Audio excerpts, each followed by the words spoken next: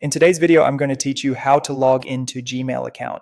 Whether you're on a new computer or just need a refresher, I'll walk you through each screen so you can sign in smoothly and start managing your email right away. This guide is friendly and quick, but thorough so you won't miss a thing. First, open a web browser on your computer. Chrome is a popular choice, but Safari, Edge, or Firefox will work just as well. Make sure your internet connection is active, and if multiple windows are open, switch to a clean tab so you have a clear view of the address bar at the top. Next, go to Gmail. In the address bar, you can type Gmail login or simply Gmail, then press enter and select the official Gmail result. If you prefer to go straight there, type mail.google.com and hit enter. Always double check that the web address shows google.com to ensure you're on the legitimate sign in page. On the Gmail landing page, look for the sign in button and click it to begin.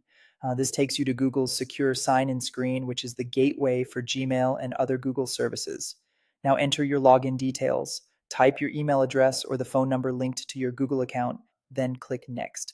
On the password screen, carefully enter your password. Take a moment to check for typos and make sure caps lock isn't turned on. If there's an eye icon, you can use it briefly to verify what you've typed in. When you're ready, click Next again. Because Gmail is part of Google, signing in here also signs you into your broader Google account, which keeps everything connected across services like Drive and Calendar. After a moment, your inbox will load. To send a new message, click Compose near the top left, and a message window will pop up. Along the left side, you'll see folders such as Inbox, Sent, and Drafts. Use these to navigate between your messages. At the top, the search bar helps you quickly find emails by typing a sender's name, a keyword, or a phrase from the message. Scroll through your inbox to view recent emails and click any message to open and read it.